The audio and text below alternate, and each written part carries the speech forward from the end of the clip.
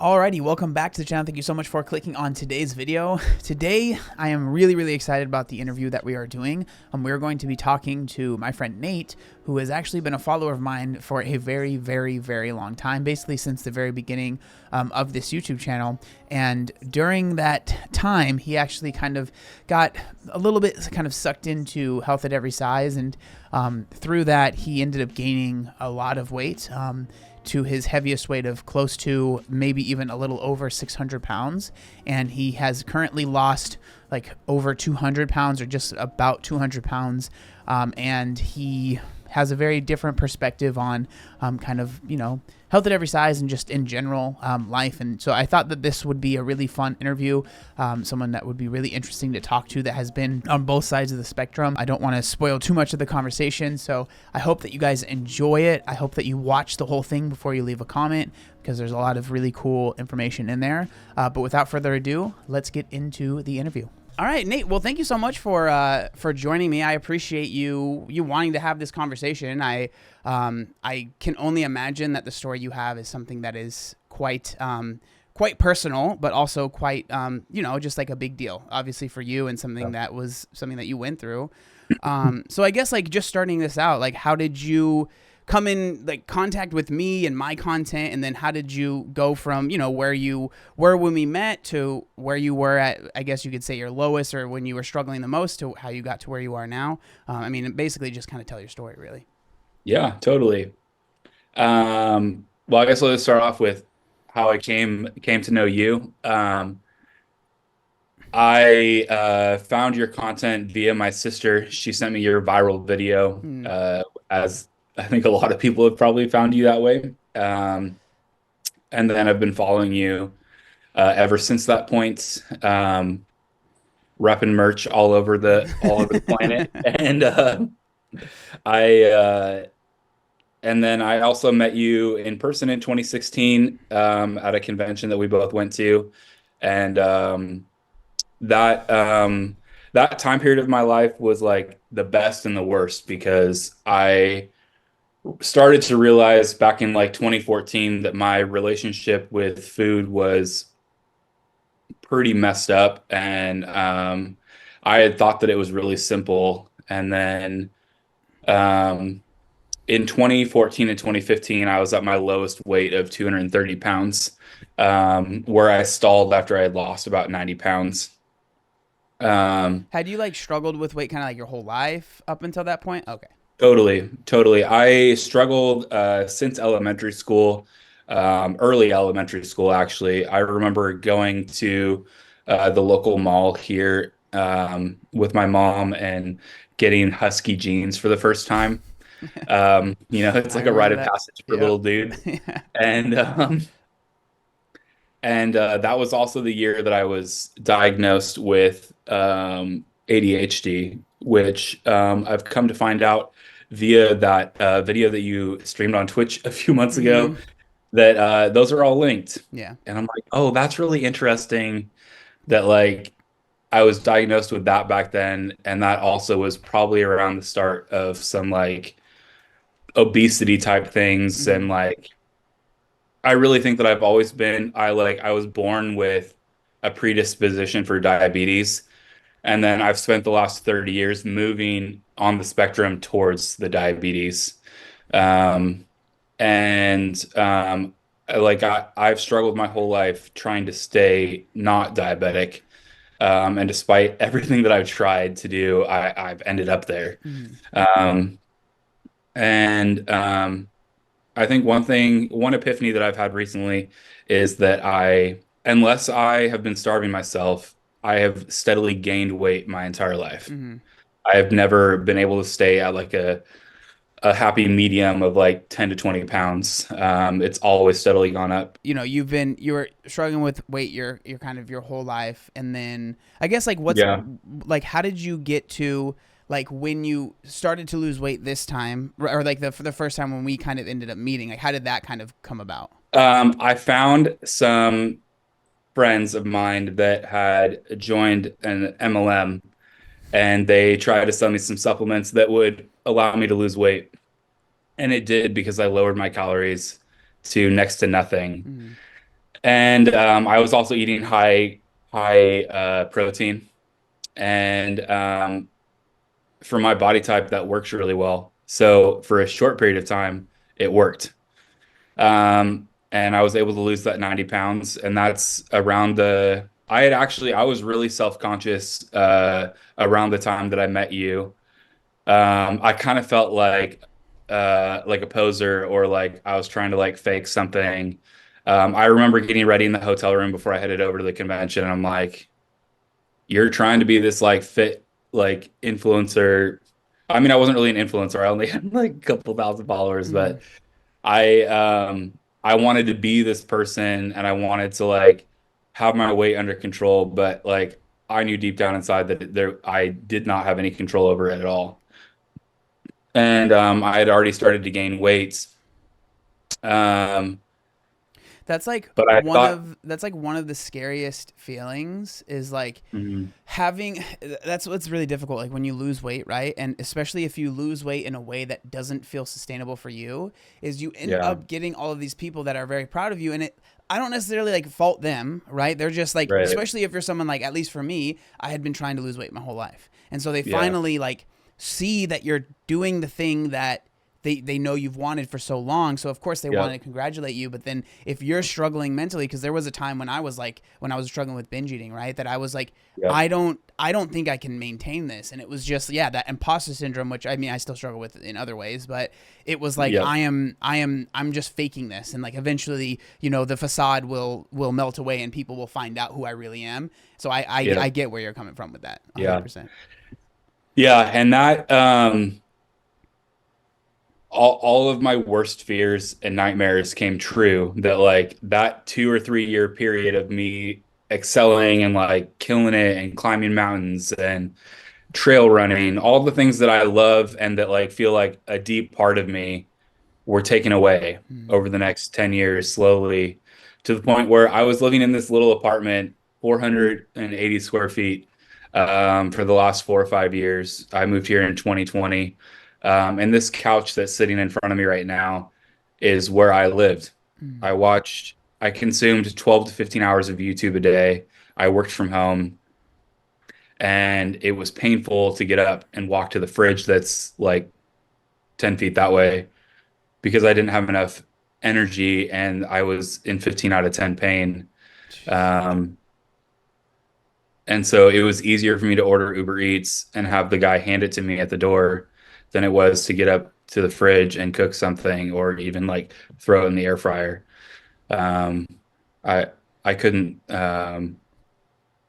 yeah, so like I mean, there's a little bit of, I mean, a lot of life that went on in the last like 10 years. Yeah, so I was gonna ask, like, how did you go How did I get there, right? there? It's almost like in the Yeah, movie where they show what happened at the end, and then at the they end, kind of and show then they're you how. like this. Yeah, so Yeah, how did you get to that point, right? Because I'm sure that a yeah, lot of people are like, how does that happen, right? yeah. So I, around that same time, I was in school and kind of going through a transition period where I ended up in healthcare the last 10 years. Um, and that was interesting, going through these changes over the last 10 years, where like I was at my smallest when I got the job. And then over the last 10 years, I've gained hundreds of pounds. And that was really hard because I worked in an area of the hospital where I had to wear hospital scrubs, and not being able to fit into hospital scrubs, and them having to special order from the scrub company. Like I worked in surgery. I still work in surgery. I thankfully don't have to wear scrubs anymore. But um, yeah, nothing's worse than like dreading going in every day, hoping that you can find the right pair of scrubs. Mm, And like when it says it's a 5X, like it's not actually like there's so many different 5Xs because they've gone through so many washes that like actually it's like a 3 or 4X. mm, And it's like thankfully the linen people knew me well enough that they special ordered some 8X, which is like it's not actually 8X, it's like it's the scrubs fit, the hospital scrubs fit so weird. But it thankfully was big enough for me. Anyway, so like going through that whole, there were so many years, especially in like the late teens, like 16, 17, 18, where I was like, what the hell is going on? Like, no matter what I do, I gain weight. And, you know, I am a an influencer in this space now on TikTok, and so I have conversations with people all day that have the same experience as I do, where like they're doing 2 days, they're like counting macros for years on end, and they're working with a trainer for like years, literally years, and they're still putting on weight. Mm-hmm. And I don't think that I personally like put in a lot of like I could have put in a lot more sweat equity, but Mm-hmm. like I just knew like there I had tried so many times to like lose the weight and whatever I did, like when I went back to like just eating normal, it would just pack on. Mm-hmm. So in 2018, I decided to go get therapy for the first time in my life. And I didn't necessarily go because of like my body issues. I just went because I knew I needed therapy. And eventually I started talking about, my food issues that I had and issues with my body and gaining weight. And they had then figured out that I was restricting and then binging compensatorily. And obviously to them, that looks like anorexia. And for me, atypical anorexia. And so I saw a therapist, and then she hooked me up with a dietitian that were all my initial therapist, and then all of my providers since then have been health at every size aligned. That is so triggering. And then like just body positive in general.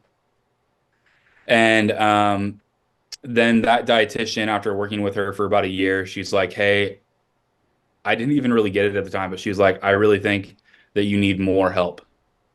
And I really think that you need what we call in healthcare a higher level of care." She was like, I can no longer take care of you anymore.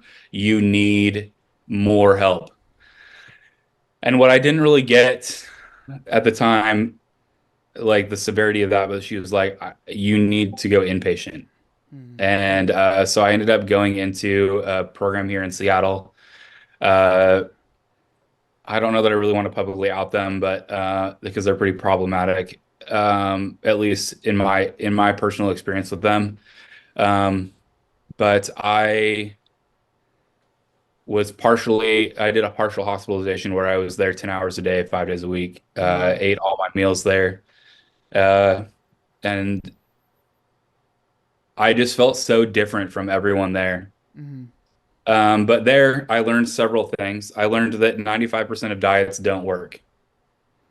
That's a fact. It's true. Diets don't usually work. Mm-hmm. Um, and I also learned from them that obesity is not a disease, um, which is factually incorrect. Um, but I believed them at the time, and they're kind of like the essence of what they told me coming out of that time. And I ended up staying the therapist that I got while I was in there in that 6 week program. Um, I stayed with that therapist until a couple months ago. Because for everything non-food related, she actually helped me quite a bit. Mm-hmm. But they basically just told me that I needed to refeed myself and that my body would find a new set point, and and that nourishing myself would be the best thing for my body instead of, binging and that type of thing, and restricting as well. Um, But as you recall from a couple minutes ago, I said that my body has never had a set point. Mm-hmm. It has always gained weight. And so since 2019, when I was in that program, I have steadily gained weight, Mm-hmm. hundreds of pounds, Yeah. since that point. Obviously, like 2020 did not help, being at home all the time. I became increasingly my anxiety went through the roof. I became like I didn't want to be out in public. For a myriad of reasons. And was living with roommates at the time, who saw the symptoms of what was going on inside of me, and just chose to not help me and basically like basically kicked me out. Like Mm. with they didn't actually have the power to kick me out, but like with the way that they were treating me, I left, and they haven't talked to me since I moved out. And then I've lived here for the last few years. And then I was on TikTok a year or so ago, flipping through stuff, and I found a TikTok where this gal was really stoked that she found this medication because it was going through shortage. The medication she was talking about was Mounjaro. And I wasn't really too keen on like I didn't understand what Mounjaro was, but like I saw all of the things that she was struggling with and that this medication helped with. Like, oh, that's really interesting. This seems like a women's health thing because a lot of women talk about it on TikTok. Mm. But like those are all things that I struggle with. And at the time, um so like I've gained weight, but that is one thing that has changed. But there are so many other things. My skin started changing colors. Mm. So like I was getting the dark tones like around the creases on my neck Mm. and my pits and all over my body. My edema and my feet were 4 to 5 sizes like bigger than they should have been because of all the edema and Mm. swelling. My legs started turning purple and like the skin has the skin has actually gotten a lot better since I've lost weight. But So it was like speaking about that, right? All the things that you yeah, were experiencing, I'm just really sure. curious, like what's going through your head, right? Because you first come into this kind of pseudo impatient, Yeah. place, and like Yeah. I'm assuming you're hearing all these things maybe for the first time, or like things that you're just like, I've never heard that, and like Right. they're maybe sharing different ways of looking at food, and like you said, like Yeah.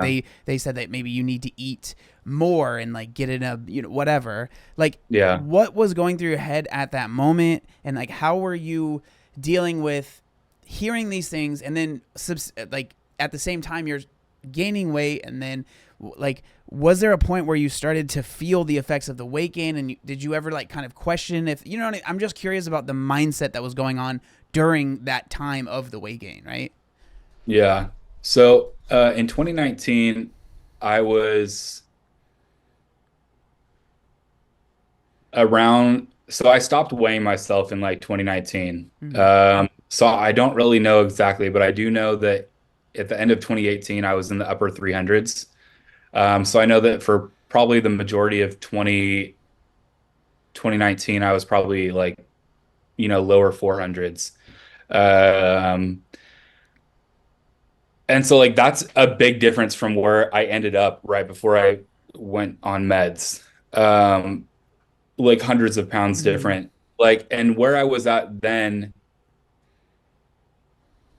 what they were telling the things that I was like learning for the first time, I was so confused as to why like when I ate food, I always tell people like I look at a cookie and I gain 10 pounds. Mm. Like I gain weight because of the dysregulation in my body. I gain weight so easily, Mm. like because my body was just had insatiable hunger, um, and so I was trying to find a solution for like why my body was doing that, but I didn't realize at the time that it wasn't my own decisions that were getting me there. It was my body in dysregulation. So at the time, I'm like, oh yeah, like I just need to like eat food and like not restrict and not binge.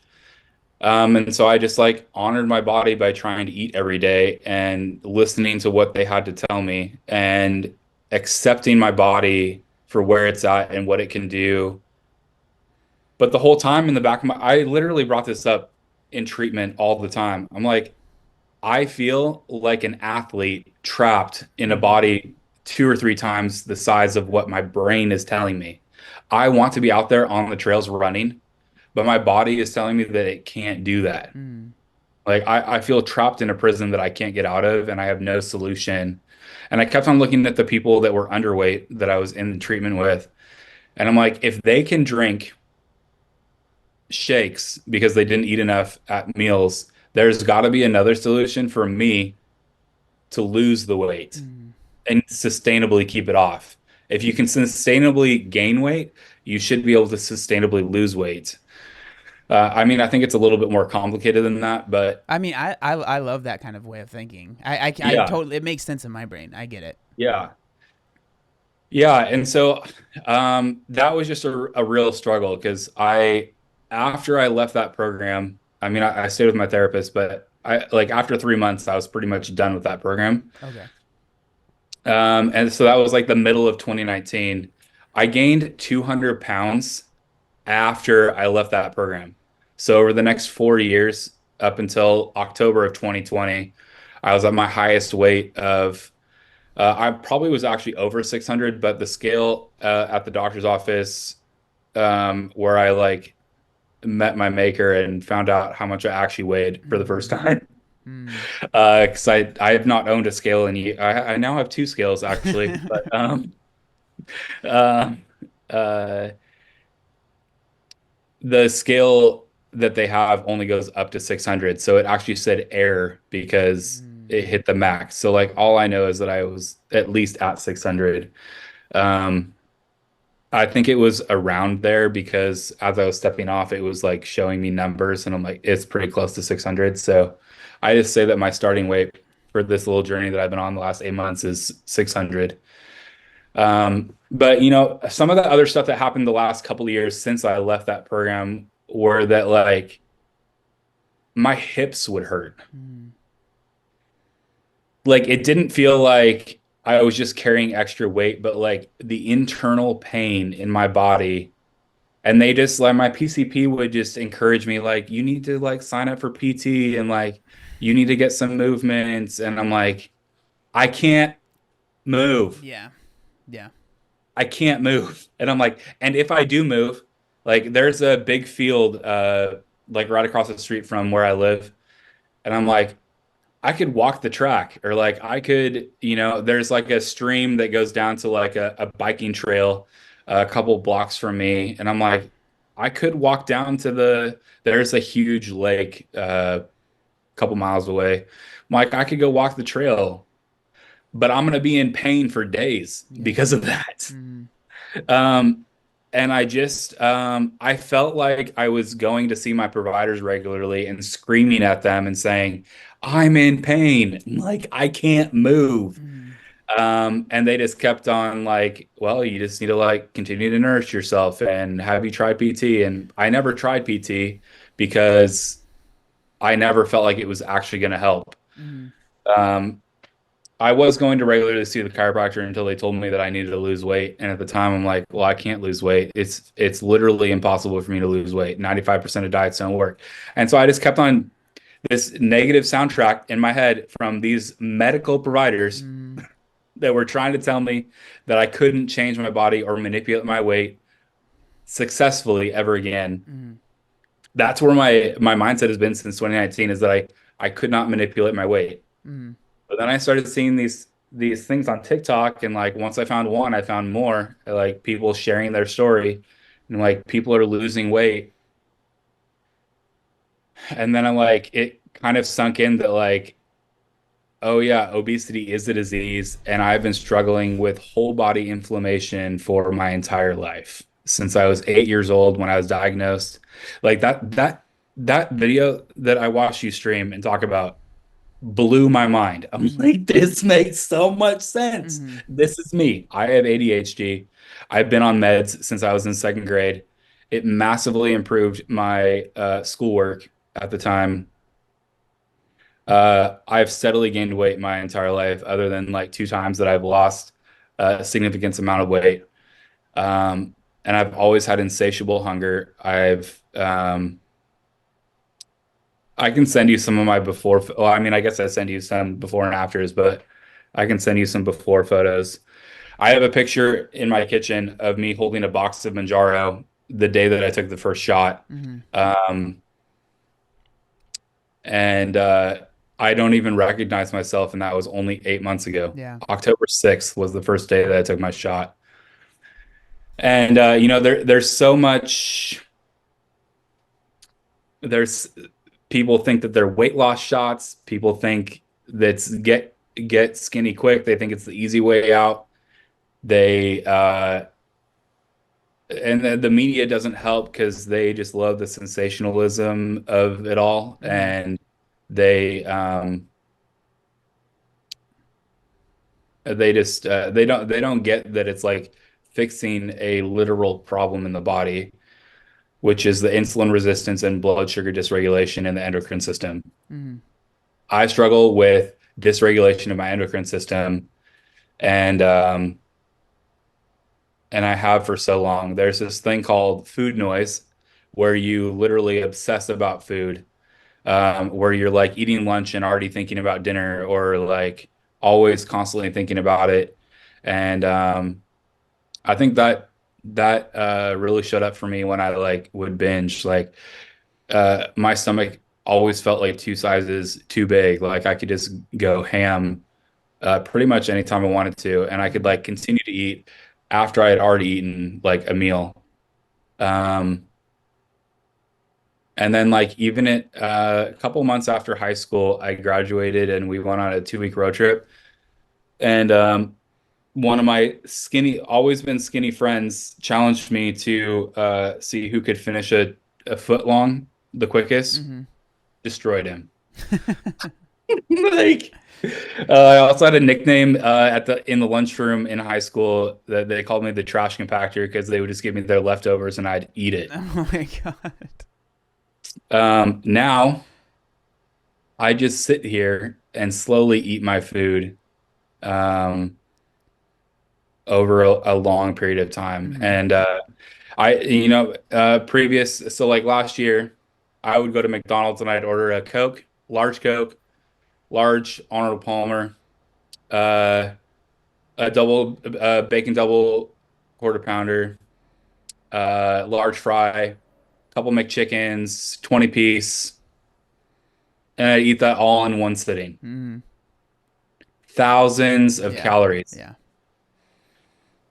My order when I go to McDonald's today, still go to McDonald's because balance. Uh, I just get a bacon Mm-hmm. quarter pounder, not a double quarter pounder, just a quarter pounder. Mm-hmm. Because that's all that I need. Yeah. Because my body is not just like craving food and sugar. Yeah. I've had half a bottle of Coke since October. I'm down 205 Oh pounds. my God. That's crazy. 205 pounds? Yeah, so I started at Wow. 600 in October, and I'm now Wow. 394.6. That's awesome. That's like, that's crazy. Yeah, that's insane, man. So, like, okay, a couple questions that I have because I'm curious about the things that really interest me. I mean, this whole thing is interesting, but I'm really interested in Yeah, like feelings and thoughts and things that are going totally. through your head, Totally. right? And so, like, Yeah. for you, was that turning point, click moment, whatever you want to call it? Was it seeing that video, right, of the woman that was on Mounjaro or talking about it, right? Yeah. Or was there like something else already stirring in you, right? Before that, I'm just curious of like, when did you kind of decide like, hey, this isn't working for me, right? Just kind of like honoring my body, or just kind of the things that you had been being told. And when did Yeah. you kind of decide to be like, I need to search somewhere else, like this is clearly not working for me, right? Yeah. I never searched for these drugs. They found me. Mm, Um, but like after countless doctor's visits, and I literally have been in weekly therapy with this therapist since 2019. It's like we've had so many conversations about this where they're just like encouraging me to get out and go see my because I didn't see my friends. yeah. Like I've literally been a hermit. I'm about to see my friends, my like lifelong best friends since like second grade best friends, next month, and they haven't seen me for like a year or two. Wow. The last time I was struggling to like stand up for like a few minutes, like I was just in constant pain.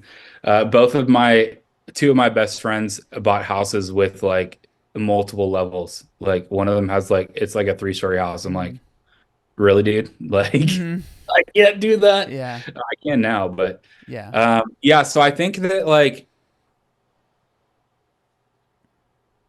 the click moment is definitely the TikTok that I Okay. found.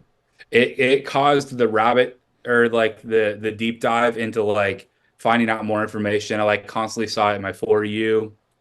I guess TikTok knew that I needed to see it. Yeah. But I think that that also goes like I was primed for it. Like Mm, I had been thinking like I had been thinking for months that like this has got to be more than just like the weight. Like this has got to be inflammation. It's got to be the edema. I would look down at I was also for the last couple of years, I was experiencing like more pain in the skin because it was so tight because of the yeah. inflammation and Mm, edema. And so I'd like look down at my feet and like they would hurt just sitting here. yeah.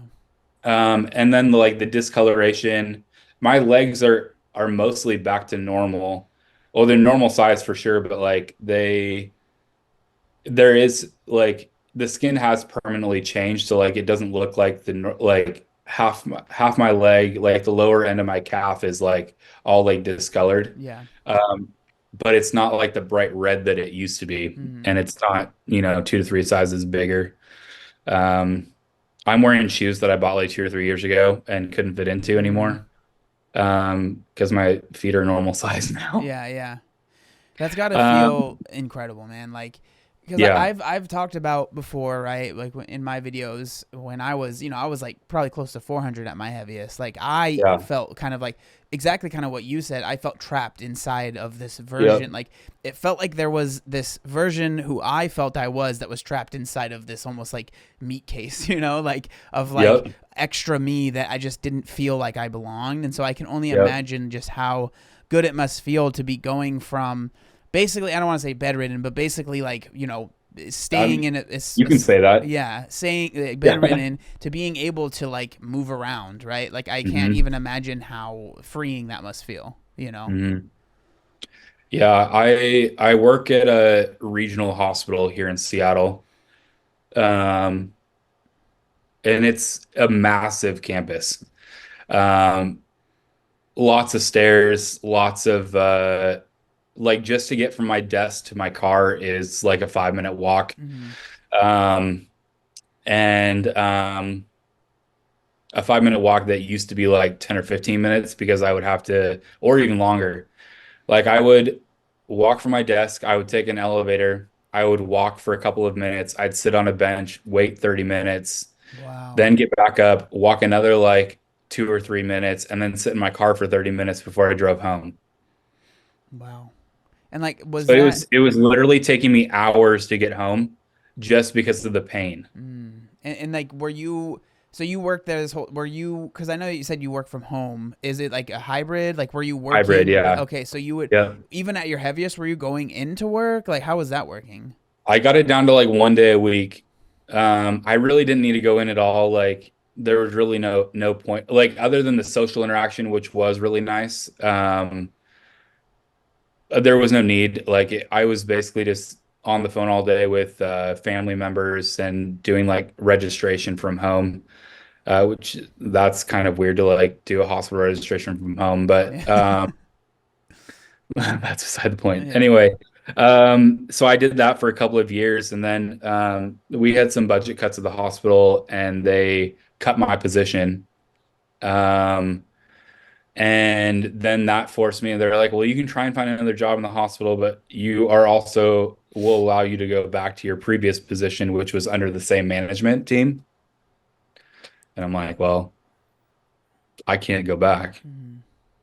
I physically can't do that job. Yeah. There is zero chance. But they were in a hiring freeze. There was no jobs available anywhere except to go back to the old ones. So I basically just ran out of time and defaulted to go back to my previous position. And I knew deep down that there was no way that was going to work. But I went to my first shift back, and like only it was a 12-hour shift, only a couple hours in, my supervisor came up to me. He's like, "What's going on, bro?" It was Mhm. like, I can't handle this. It was like, I guess I said I'm an open book. Like there were complications to me not being able to take care of myself that were affecting my coworkers around me. Mhm. Like that's just really gross and nasty and Yeah. really embarrassing. Mm. And then I was experiencing, I had not really, my average step count in 2023 was 2 to 300 Wow. Wow. average. Yeah. So most days I really wasn't moving at all. So then I tried to go do a 12-hour shift on my feet most of the day. Yeah. My feet felt like I was walking on hot coals the whole day, Yeah. Yeah. to the point where I was calling like my coworkers that were like floating. They were like, I would like, hey, can you come run some meds for me because I can't run these meds. Mm. And this is like a minute or two of work, just like walking around a unit in the hospital, like passing meds to like different parts of the unit to make sure that the nurses have them. Like, Yeah. not a big deal at all for someone that like doesn't have the issues that I Yeah. had. Yeah. Um, and I like that is quite a humbling experience to like have to call your coworkers on your first day back because you can't walk around the unit all Yeah. like, and even like I really didn't even fit in the chair either. Like the chair was so painful. I was miserable. And so I called out the next couple of days. And then over the weekend, I made the decision to take a medical leave of absence, um, which I had done to go to treatment in 2019. But this time, I didn't know what I was going to do. I had no earthly idea. I had no idea if I was going to be able to come back because you can only take up to 3 months. So I'm like, well, I can't work. So I guess Yeah. I'm just going to have to figure it out. And I had known about Mounjaro at that time, so I went and made an appointment with my PCP. Oh, okay. Okay. So that's the timeline. Okay. Yeah, so I went on a medical leave at the end of September, and I made an appointment with my primary care, and I'm like, hey, like this is what I'm experiencing. I've researched this. It's a part of my personality to research to death things Yeah. that I want to get into. Yeah. I understand that. Um, I'm like, I can you can teach an hour course about Manjaro and its effects on the body and how and all the ways that it will improve my life. And she's like, well, she's health at every size aligned. Mm. And she's like, well, you know, these drugs are really popular and it's so, like a fad drug. And like, before I would ever think about prescribing it to you, like, we need to do some blood work. So, like, let me order the blood work. And like, that's standard. Like, she should do blood work, but like, she knew me well enough to know that like this massively would have improved my quality of life. Yeah. Um, the only thing is that like I wasn't full, well, according to my blood work, I wasn't full blown diabetic yet. And so like you do need that. You need that Yeah. Yeah. in order to like Zepbound is out now, which is the same drug but different FDA indication for weight loss Mm-hmm. specifically. Mm-hmm. And that wasn't out yet. So I did need like that to prove to my insurance that like I am allowed to be on this drug. But I wasn't having it because I was in 15 out of 10 pain, couldn't get up from my couch. My mom was driving me to all my appointments. I couldn't drive. Oh yeah, that's the other thing. I couldn't drive anymore because I had a stick shift and I didn't feel comfortable. I mean, I barely fit in my car. It was like a little 90s Subaru. Um, and I would have to use my hand at the top of my steering wheel to pull myself up to grab the shifter to shift and also put in the clutch at the same time. I didn't have enough energy to shift from first to third in the middle of an intersection. And so I was scared that I was going to get myself in an accident because I wasn't able to perform to the point where people would expect me to like get through the Yeah. intersection. Yeah. And so I just stopped driving. I'm like, I can't do this anymore. And so my mom was taking me to my appointments, and um, I also got diagnosed with sleep apnea. I was having 47 non-breathed events per hour, Oh my God. per hour. Yeah. So I was like falling asleep at like 10 a.m. when I'd wake up at 8. So like I was just, I was literally a walking zombie that couldn't Mm-hmm. really walk. Mm-hmm. You were a a Um, sitting zombie. yeah, sitting zombie. Um, Yeah, I was just like miserable, like to the point where I like would wake up every morning and I'm like, oh shit, I'm still alive. Yeah, that's crazy, man. And like, Yeah. so like now, as we've talked about this negative, there's obviously positive now, like where you are now. Like Yeah. Yeah. how like has your life changed, and like what would, like, kind of like ending here, what would be your message to, say, like someone that was in your position in 2019 era, Yeah. like what would you want to say to them, and like just kind of closing thoughts, I guess. Yeah. I would just say that you're worth it and that you deserve care and you deserve to know that it's not your fault. And that if you struggle with inflammation or dysregulation, that you should see a provider and consider these life-changing medications. Mm-hmm. Um, I I have no regrets in life, but my life would be completely different if I had had these meds 10 or 20 years ago when they first were discovered. Um, this class of medication has been around for over 20 years, and the one that I'm currently on came out in May of 22, but it has changed my life. And one thing that I tell people all the time is that I am what they consider a hyper responder to these meds. I'm losing an average of 20 pounds per month, or 0.75 pounds per day. What I have lost pales in comparison to everything that I've gained in the last 8 months. Mm-hmm. I can walk, I can drive, I can see my friends, I can make myself food, I can go to work, um, I can walk on the beach, Mm-hmm. I can spend time with my nieces and my family, I can eat whatever I want. Um, it kind of feels like the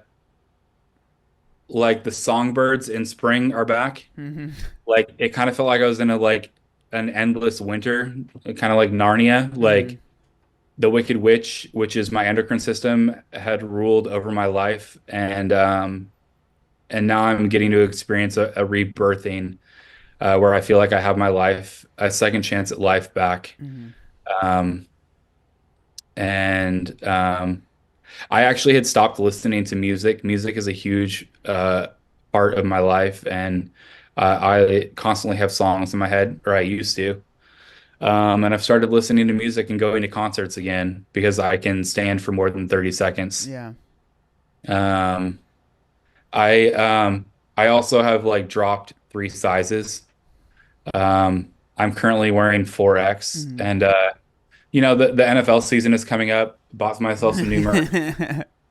I went down a size. I bought a size lower because I'm like, oh, like the season doesn't start for a couple of months. Like I'll buy a lower size so that it'll fit by the time I get there. Well, You're already wearing it, it. it fit now. Yep. Yep. So, man, life has done a 180 seems like not even an accurate representation. Like it's changed more than 180 degrees. Mm-hmm. Like I feel like I'm spinning in circles because it's changed so much. Mm-hmm. I just go around every day pinching myself because I just can't believe that I threw away all of my 3X and below because I never thought I'd fit You into were it like, again. yeah, what's the Like point? Mm-hmm. 2 or 3 years ago. I have a video of myself throwing it into a huge dumpster because I'm like, forget it. Like I don't want to remember that life anymore because I never thought it would be attainable. Mm-hmm. And now I'm buying 3X shirts Yeah. again. Yeah.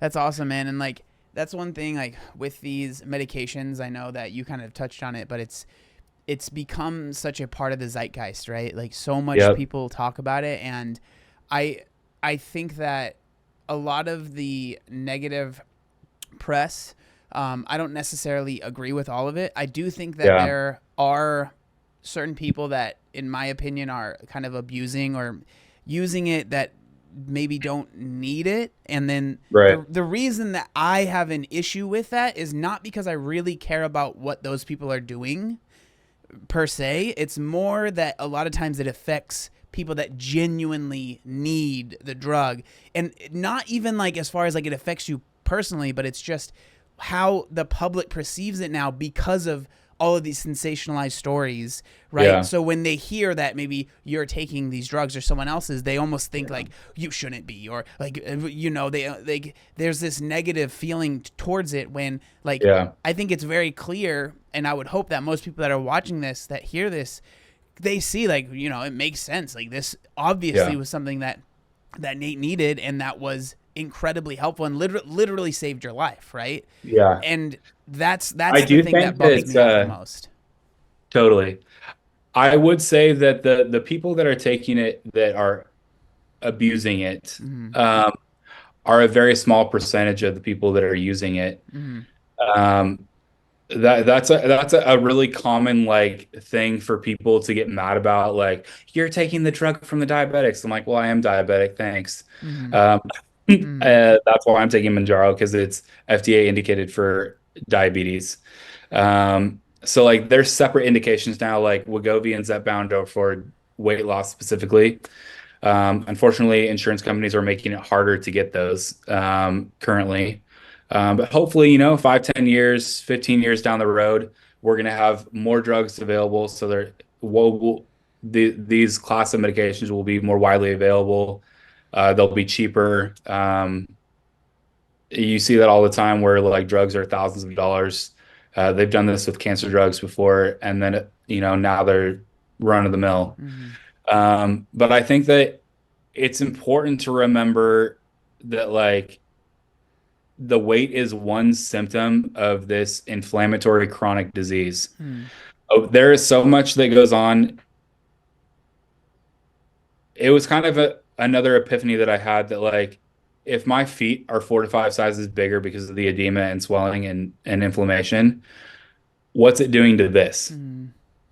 The brain, the reduction in brain fog. And I kind of felt like it was switching between, like, I went from running on 2 out of 8 cylinders to running a full V8. Mm-hmm. Can you imagine, like, Yeah, a yeah. car barely running to going full bore? Mm-hmm. Like, yeah, like seeing a Camaro rip down the road. I don't know if a Camaro's a V8, if you can have a V8 in a Camaro, but like, watching a car rip down the road at like full speed with all of its cylinders pumping is far different than like a car that Yeah, can't move an yeah. inch, right? Mm-hmm. Um, and that's what I don't think that's what people see with these meds. Like they're just like, oh, like you're just trying to lose 15 pounds. I'm like, the person that needs to lose 15 pounds that's struggling with all the food noise and the inflammation up here, because at the end of the day, it's a chronic inflammatory disease. Mm-hmm. It doesn't necessarily mean like, oh, you have 100 pounds, like, oh, now you can take it. Like if a person is like has 30 pounds to lose, the 30 pounds is a symptom of the inflammatory disease, but like it's the process up here that's the inflammation that's affecting it. Or like maybe they've been another thing is like people without meds, the disease is uncontrolled, feel like they're white knuckling it all the time. Mm-hmm. Like they have to feel like they're on it 100% all the time, or else they will gain weight. I mean, it goes back to that video where like a normal person can have one cookie, but like the person that has ADHD and obesity and diabetes has to eat 16 of those cookies. Mm-hmm. Like that is out of control. Like of course you're going to gain weight, and the insulin is going to hold on to that fat because it thinks that it's going through a famine. Um, there's a spectrum of people that are on this, and like you can't see from the outside what someone is struggling with. Like, I would hope that someone that has 30 or 50 pounds to lose has the same access to this drug because of what it's done up here and internally for me, versus the person that needs, like me, that needs to lose 400 Mm-hmm. pounds. Um, I'm halfway there. Like, I can't imagine someone that needs access to this med not being able to have it, you Mm-hmm. know? Um, and there's a lot of supply chain issues that lead to that. But like at the end of the day, most people need a prescription from a prescriber or from a doctor to get this med anyway. So like they're going to run them through the gamut to like make sure that they check all the boxes to make sure that they need access to this drug. Hmm. Uh, it's not like you can just go to Safeway and or Vaughn's and pick up yourself a box, you know. It's not just on the shelf. Yeah. Uh, so I think it's important to remember that like everyone has a lot of things that they're struggling with internally, and if this med helps them live a normal life, like it feels so weird. Like it drives me nuts to like, especially before I had meds, I would see people compensatorily work out so that they could have more calories Hmm. to burn throughout the day. And I'm like, that makes no sense. Like, that is messed up. I get it now because my body burns the way it's supposed to. Hmm. So, like, oh yeah, like if I went on a run, I could have like 1,000 more calories to eat. That makes so much more sense to me, but that's because I'm a normie now. Like Hmm. my body is working the way it's supposed to. Hmm. Um, and that just it felt very problematic. Like, why would you? That feels like the start of an eating disorder if you're like compensatorily working out or like, I want to work out so I don't have to like care about my calories later. But it makes so much more sense because calories in, calories out makes sense because that's how my body is working now. Like Hmm. I can look I don't feel like I really need a relationship with food anymore because I can now view it as fuel. Hmm. But like that's the med changing it. Like if I went off the meds, more than likely my body would go back to dysregulation Yeah. and that would work anymore Hmm. because I would eat a cookie and gain 10 pounds. Hmm. Does that make sense? Yeah, yeah. I mean, like for me, the way that I see it with these medications or people that get weight loss surgery or people that do it without any of that stuff or whatever is like Yeah. I think like finding out what works for you is the for me the most important thing. Yeah. And then like the way I see it is like I think it's important to try things. I think like you might disagree with this, but like the way I see it is like try the thing first that has the least amount of side effects, Totally. right? And so like Totally. if that is natural, whatever. I know some people don't really like calling it that, but like weight loss Yeah. without any outside help or outside Yep. sources, right? So Right. like how I did it, right? Yep. And then kind of like using like stepping stools, right? Then Yep. going to something that's a little bit more invasive, if you want to call it that, and then eventually, like Yeah. I would say, like the last thing would probably be like a weight loss surgery. But like at the end of the day, I think it's important to not treat people any differently if they use Yeah. sort of like help or whatever you want to Totally. call it, right? Yep. Because it's like Mhm. hopefully if they've taken those steps, they have found out that those things didn't work for them and so they needed extra, Right. extra care like you kind of said, right? Like Yep. and so like, that's kind of the way that I see it. Yeah. And I think it's with that stuff being said, I do think it's important to that people are aware of the side effects and they understand what they're getting themselves into when they do decide to take any sort of measures, right? Yeah. And that I think that that's really important with I've these. had zero side effects Yeah, yeah, and that's other than the really weight cool. loss. Yeah, Yeah. well, yeah, that's a good one. Yeah. Yeah. But yeah, and so like I don't know, that's kind of where I sit with them. And Yeah. like I understand that I am someone that is maybe it's a like a lot of people talk about how it's like it's almost made it seem like it's impossible to lose the weight without outside help or whatever. Uh-huh. Obviously, from my experience, I think that it is possible. Yeah. I Yeah. just do think that it's not as simple as eat less, move more. Right? Like obviously that's the crux of how it all works, right? Like calories in versus Yeah. calories out for the majority of people, right? Uh-huh. But it's just not that simple when like if you've worked with someone that struggled with it, like you quickly find out that it's not as simple as telling someone to eat less. Like that people Yeah. know that. Yeah. I mean, 40%, over 40% of Americans struggle with obesity. Mm-hmm. So 6 out of 10, or sorry, 4 out of 10 people, calories in, calories out doesn't work. Mm-hmm. So like it does work for people. You're one of those people. Mm-hmm. Uh, but I talk to people every day that have like I said earlier, like they've hired the trainer, they've counted the macros, they've asked for help, and like, you know, they're their autoimmune disease, their PCOS, their insulin resistance, their diabetes, their obesity, all of these chronic inflammatory diseases cause them to gain weight no matter what they do. Mm-hmm. So like for those people, for the that large percentage of Americans or people, I mean it's a worldwide problem. The calories in, calories out doesn't work. It's kind of ironic though that like with the help of the med, that does work. Like because it's correcting the dysregulation.